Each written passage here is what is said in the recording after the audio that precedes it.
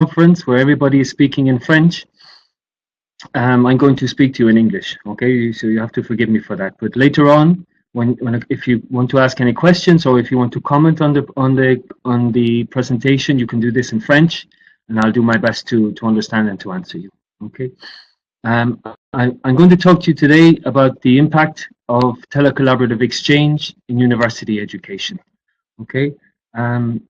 Let me take this onto the next slide. This is what I'd like to do in the time that I have. Okay. I want to make clear to you all first what we mean by telecollaboration, or as it's becoming more and more known now, virtual exchange. Then I'm going to talk to you a little bit about the Evaluate project, which is a project by an Erasmus Plus project that we have been working on, investigating virtual exchange, and talk a little bit about how universities and ministries of education can work together, okay? Because that's what makes this project special, as you'll see in a minute. Okay. So first of all, when you hear the term telecollaboration or virtual exchange, what do you think it means, or what do you think it refers to? I suppose in the term telecollaboration sounds very kind of old-fashioned, right? Some people tell me it sounds like something from Star Trek or something like that. Okay, and well, virtual exchange is very simply, and I'm going to show you a definition here.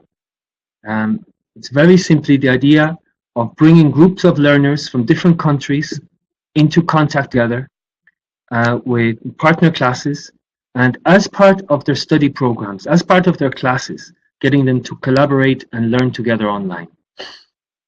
So this isn't the same as simply matching your students with other students in the other parts of the world and telling them, okay, off you go, learn together, chat together, become friends. No, this is more serious. This is more integrated into your syllabus. It is connected to the things that you are studying with your students in classes, and students are going to receive credit, part of their final marks from the university classes, for the work they do. Okay, so it is much more integrated into the courses. Okay, maybe you have heard of some other terms referring to virtual exchange. Okay, the people that are participating online, if you want to, you are free to add comments or something into the chat, and we can either talk about them now or refer to them at the end of the course. Okay, but have any of you heard of any other terms for virtual exchange? Or for example, in French, what are these type of projects called in French?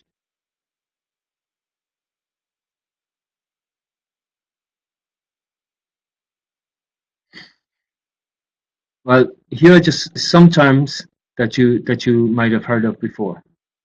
Okay, for example, online intercultural exchange, e-tandem or teletandem. You have probably heard of that. Teletandem and e-tandem are very popular, which is where, for example, French learners of English work with English learners of French, and where they would spend, if it's by Skype, they would spend maybe 20 minutes talking in English, followed by 20 minutes talking in French together. Or if they're writing emails and messages by text, then they would say half of their messages written in English and half in French, and they would correct each other and try to learn from each other that way. So this is one form of virtual exchange. Okay, if you go to the United States, you might hear the term Collaborative Online International Learning, COIL. That is very popular. And I know, for example, at the University of Grenoble in France, there's a COIL community. In global virtual teams, this comes from the world of business studies. If any of you work in the world of business studies, where you have students, for example, that are studying marketing in different countries, are asked to work together in international teams online to produce marketing strategies for different companies in different countries, for example. Okay, so this is a type of activity that is being used not only in language learning, but in all different types of university learning. And this, as I might have mentioned already, is becoming more and more popular. Okay, it's becoming more and more important and more popular. We have a big research base. There's a lot of publications in journals, in books like the ones you can see here on the left-hand side, that are being used that have been written about it. We have an organization, unicollaboration.org, which is an academic organization, journal, conference with research groups where people that are interested can get involved in this. And very importantly, the past 2 years, Erasmus Plus has set up Erasmus Plus Virtual Exchange, which is a big recognition of the importance of this as a supplement to physical mobility programs. So this is very important, really worth exploring, I think, if you have time. Okay. Now, to talk a little bit about Evaluate.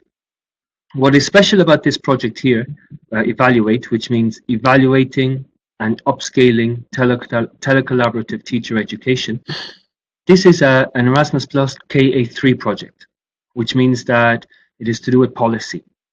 And the idea of these type of KA3 projects, they are called European policy experiments, is that they combine universities, like the universities you can see at the bottom right-hand side of your screen, with public authorities, so ministries of education. We have ministries of education from Spain, parts of Spain, Castilla León, for example, where I am, the Ministry of Education in Portugal, Hungary, and Baden-Württemberg, which is a region in Germany. So this is what makes Evaluate special. Okay, and the idea of a European policy experiment is that you research about an innovative practice, so we research about virtual exchange, and then we ask the ministries to work with us to integrate it with us, so to integrate it into their policies, okay, so that it will not just be some interested pioneers that are interested in innovation and things like that, but that, you know, telecollaboration, virtual exchange will be mentioned in the policy documents of ministries, and that they will support it as a learning technique, okay, as a way of training teachers in the future. This is also the first large-scale study of the impact of virtual exchange.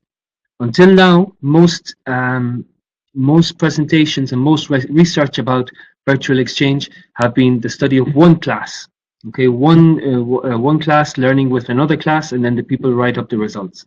What we did was that we took about 30 different exchanges. We gave them all the same task to do. We followed them and we measured them all in the same way in order to see the impact over a big number of courses. And we wanted to see if virtual exchange has an impact on student teachers' digital pedagogical competence, intercultural competence, and foreign language competence. Okay, so foreign language competence and intercultural competence, I think you guys will know what they refer to. Digital pedagogical competence is basically the ability of teachers to use technologies in pedagogically innovative ways. Okay, so that's what we are looking at there. So as you can see, we had about 1,000 students from all over Europe, and also from America, from Israel, from Brazil, taking part in this. And then we carried out a study of it. Let me show you how the study worked.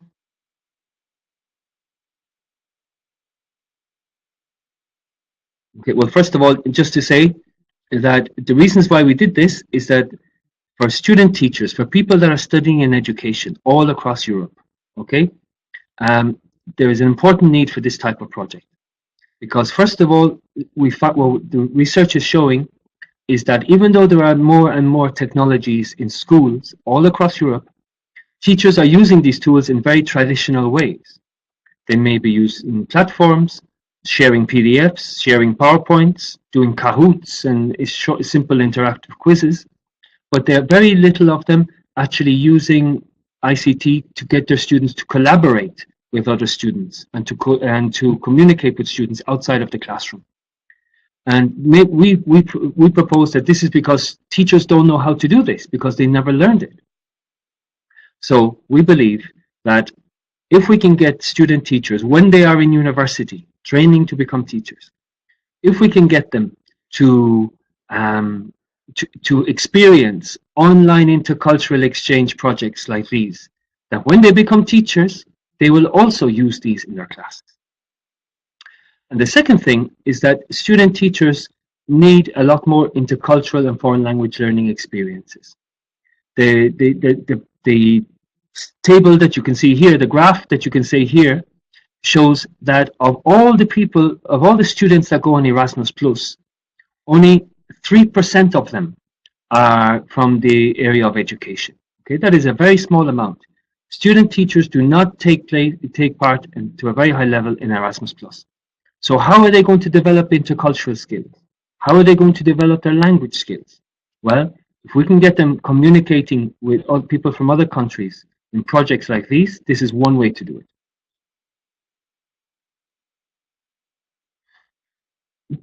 So here you can see basically what we did. We did 33 different virtual exchanges with over 1,000 students. 52 different teacher training institutions were involved. And we also ran training workshops for the teacher trainers, for the teachers in the universities who are going to take part and to organize these exchanges. We developed a training manual, which you can see on the left-hand side, and we also gave them the tasks that they could do, so that all of these exchanges will be doing more or less the same activities together. We created a Moodle platform where there was a course for each of the different exchanges.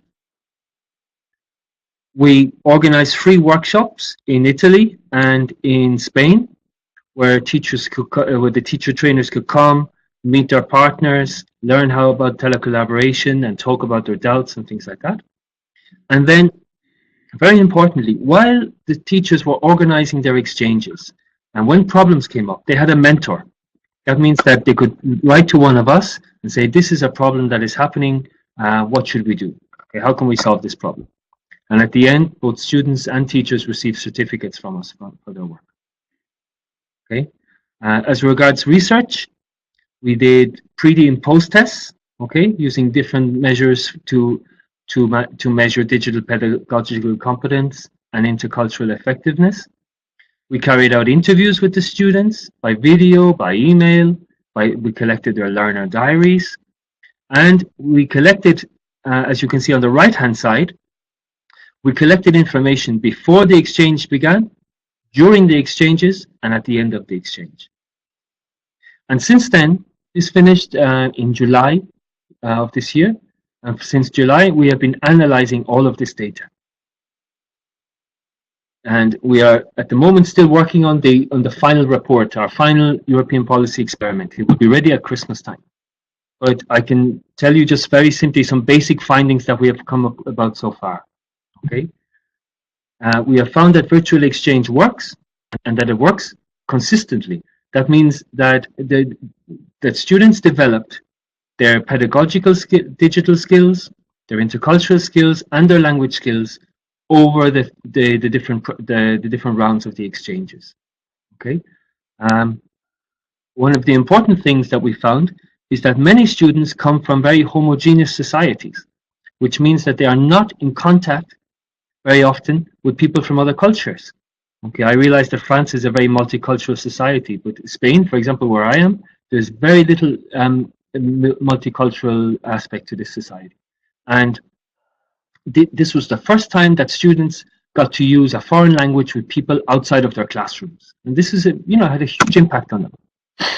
And another thing that students reported is that many of them tend to go and use this type of learning in their classes when they become teachers.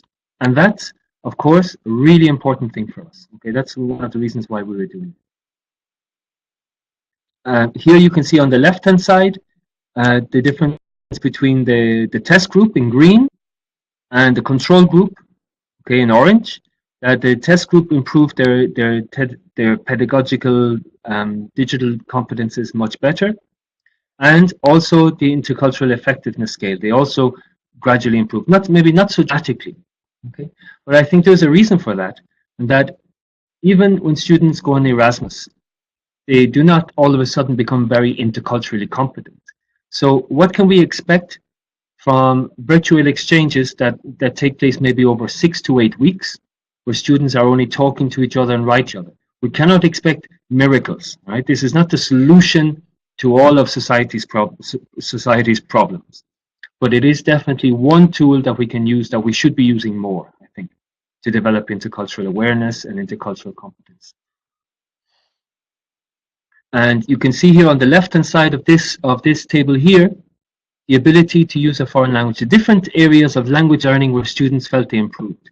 So their ability to interact with foreign language speakers, confidence in using the foreign language, okay, and range of vocabulary and things like that. So, you know, students are reporting that this does work also for foreign language learning.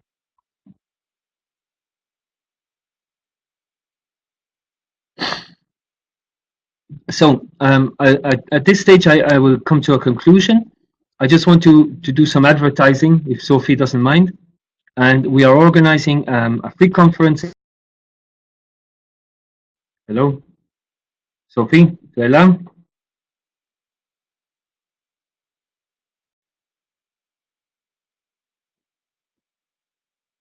Okay, so that's it. Okay, I hope you have been able to follow it, that I didn't speak too quickly. Nous sommes là.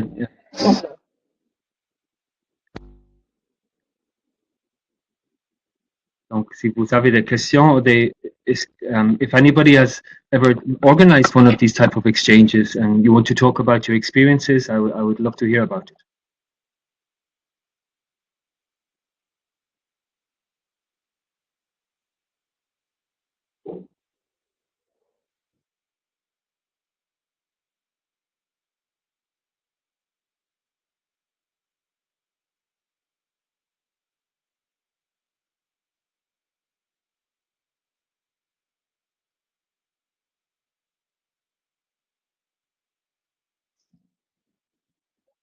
En ligne, ils peuvent poser des questions en anglais ou en français, et en ligne, enfin, et en présentiel aussi.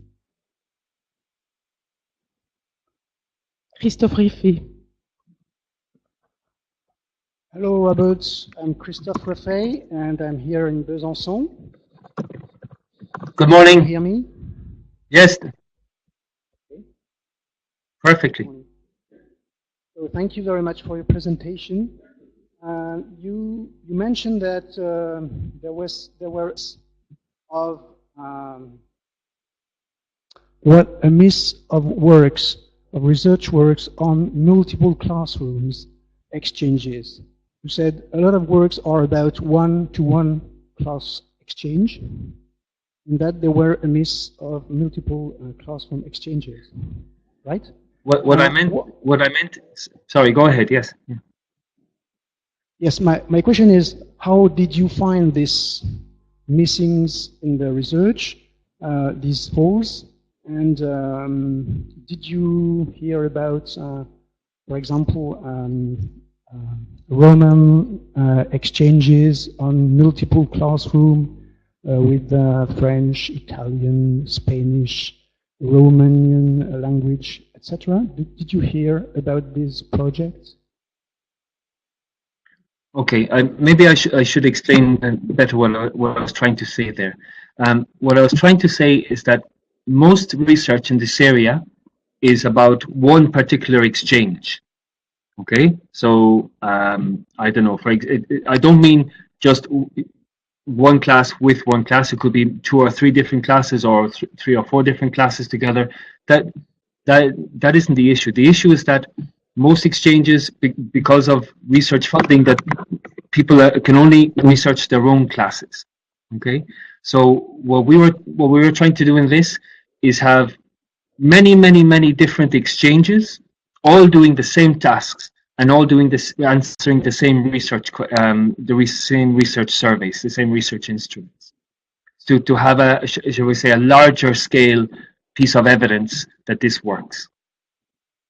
Do I explain myself well? Yes, thank you.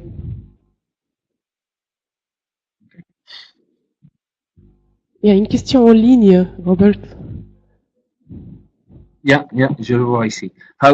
So this is Emile, and I think the question has disappeared now, but I think it was, can you explain how intercultural skills developed during these projects?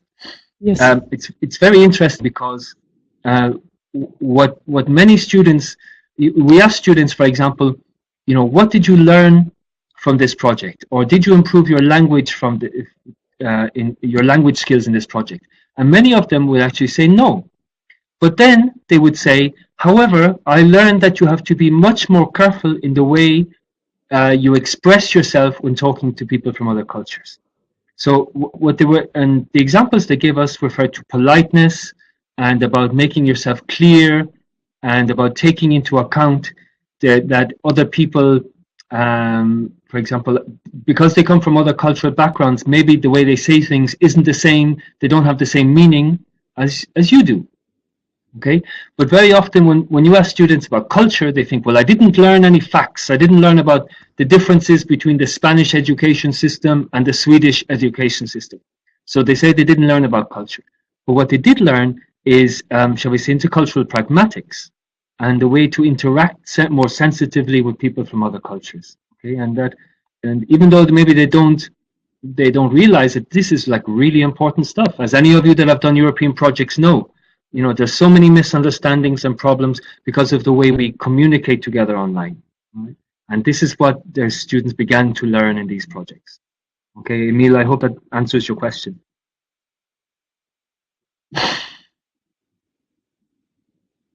No other questions, even in French? Je veux pratiquer mon français. Christophe, ça le tente pas. Allez. Yo tengo otra pregunta para practicar mi español. Español, muy bien. Me parece estupendo. Pero habrá que traducirlo después. A ver si hay sol ahí donde estás. Yo estoy ahora mismo en León. Sí. ¿Dónde estás? Y que como es el sol, si tienes sol ahí. Aquí tenemos poco. No, this gentleman is asking me what the weather is like in Spain. Hace muy malo. Hace muy malo. Hace mucho frío y hay niebla. There's fog and cold. Igual que aquí, no te preocupes. No te pierdes nada. Gracias. Oui, une question. Muriel Grosbois. Hello. It was very nice listening to Hello. you, Robert. Thank you. Just one question. Did you do any follow-up work on what happens after the project? How do the student teachers go about it without you afterwards? Do they continue the collaboration? Do they try to find partners without your support? How does, are you planning on studying that as well? This is a very good question because the idea, of course, is that, like I said twice during the presentation, the reason why we do this with student teachers is that in the future we hope that they will do these type of projects when they become teachers in secondary schools, in primary schools. But of course, the exchanges just finished last semester, so last July they just finished. So it's still too early. Many of them are still studying. And okay, but however, we do from time to time, some of us get emails back saying, by the way, I've gone on my teaching practice and I'm using a telecollaborative exchange in my classes. We're getting anecdotal evidence. But your question is a very good one, and it's, I think, something that we have to follow up on. Maybe in a year's time, try to go back to all of these 1,000 students that took part and just see, what impact did it have on them in the long term. I hope we'll be lucky. I don't know. I hope Because so. I totally agree with you when you say that it's important to link the training that those student teachers get and their practice in their classrooms, right? But then the follow-up is very important as well. So it's like a twofold aspect there that is worth, inquiring into. Yeah. There has to be a bigger link there. And I mean,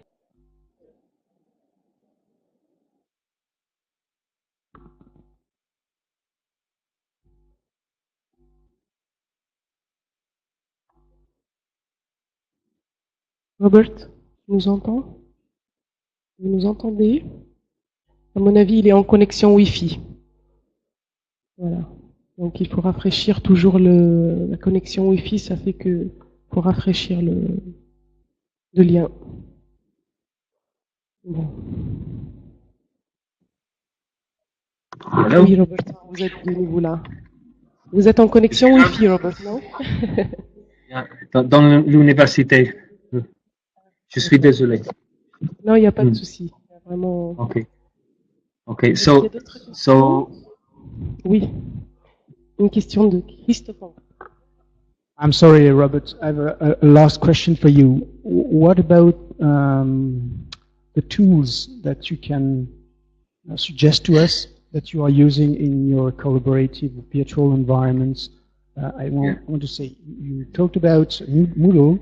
I suppose that it's more or less the space where you put the information that you can exchange written information. But what about other external tools you can suggest to us to these kind of virtual exchanges? This is a very interesting question as well, because we provided everybody, all these teachers with a Moodle course that they could use for their exchanges. But of course, we are dealing now with a new generation of students where Moodle looks very, very old-fashioned and slow and backward to them. And as soon as they were put together with their partners, they started using WhatsApp, Skype, let me see what else, Google Docs, a huge range of tools. And in one way, this is good because it means that they are using the tools that they are familiar with to collaborate in their learning. That's good. But for us teachers and for us researchers, it's terrible because it's impossible for us to follow how this learning is taking place, where it is happening. We cannot, I mean, what I normally do and what many teachers do is that we show these what do you call it, these interactions in class. But if I don't have access to them, I'm not able to identify the interesting actions in interactions and bring them into class. So there's a quid pro quo here. The students are going to collaborate better if you let them do it on their own, in their own tools, in WhatsApp, for example. But there's going to be a loss because the teacher will not have as much access to the interactions. So what we suggest doing is that when you evaluate these type of exchanges, what you do is you ask your students to submit a portfolio at the end of the course, which shows examples of their work from these different tools, and then also, you know, to reflect on what they have learned from it. Okay, so maybe you as a teacher, you don't get to see the interactions as they happen, but you will see them at the end. Okay, that's one of the solutions. Il y a une question en ligne de l'Université de Lille, Dominique. Can we measure collaboration between the students? And if yes, what are the instruments like? What are the instruments like activities? Can we measure collaboration? This isn't one of the things that we try to do in our project. I mean, I think the answer is there are studies done that that do try to measure collaboration in different ways, I suppose, about how often people write to each other, who writes to who and why, and when do they respond more. There are many studies like this, but we didn't try to do this.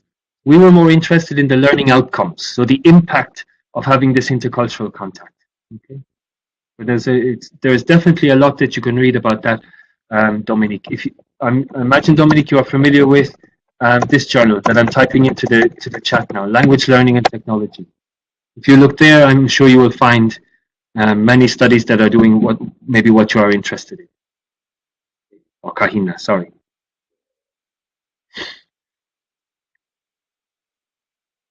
Une autre question de la salle, Muriel.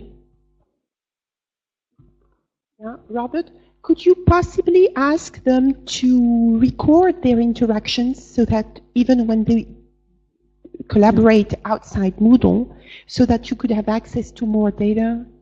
Yeah, I mean, we do that nowadays. Yeah, for example, a lot of the interaction now happens by video conferencing. They much prefer video conferencing because it's more real, more authentic, or they see the people instead of just text. So what you can do is Skype, for example, is quite difficult to record. You have to install things and things like that. It's quite difficult. But there is a video conferencing tool called Zoom, and put it into the text. And Zoom, if you install it, the person who initiates the conversation can click record, and you will have the recording on your platform.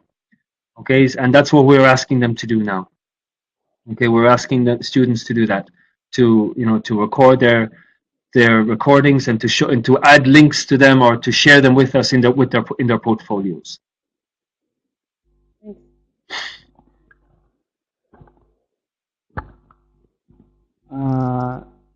Thank you for this very interesting answer that offered to me the possibility to ask another question.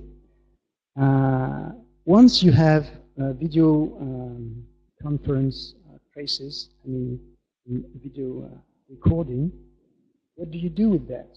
What kind of analysis do you do on video? And what can you measure? And do you only look at and have, more qualitative analysis, or do you do some quantitative analysis on what they are doing and what they are not doing? That again will come down to the study. There's so much research that is taking place about this. Evaluate is only one of many research studies that are taking place. In fact, there is a big one, I think, based in France.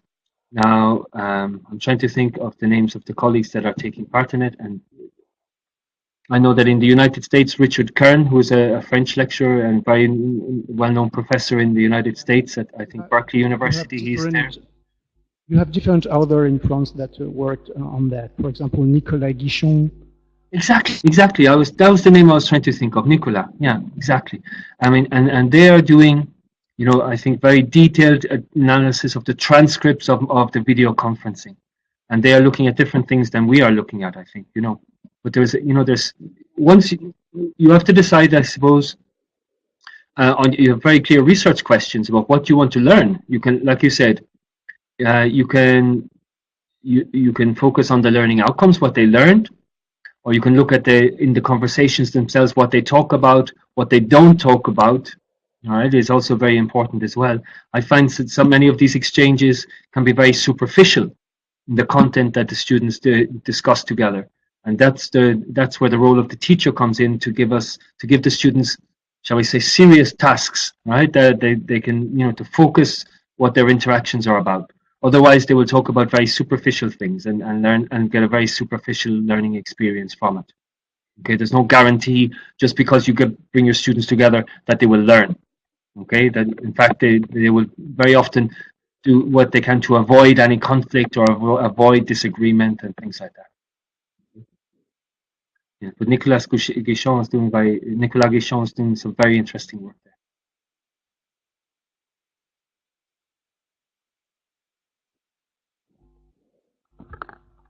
Alors, une petite remarque, Robert. Vous avez recommandé Zoom, mais nous, on recommande Global. Global. Voilà. Global. Je ne le connaissais pas. Et oui, c'est le système que vous utilisez là tout de suite pour ce webinaire. Voilà. Et c'est, how do you say free? C'est gratuit? On dit ça. Et les share? Oui, yes. Alors, nous sommes accompagnés par les gens de Global, que je remercie infiniment. Voilà. Très bien. Excusez-moi. Merci beaucoup, Robert. Vous mentionnez la concurrence. Merci beaucoup pour votre présence. Alors, je vais... C'était un plaisir. Je suis désolé que je n'ai pas parlé en français. La prochaine fois. Ça ne pose aucun problème. Le colloque est bilingue, hein, donc nous sommes plurilingues. Voilà. Merci à tous.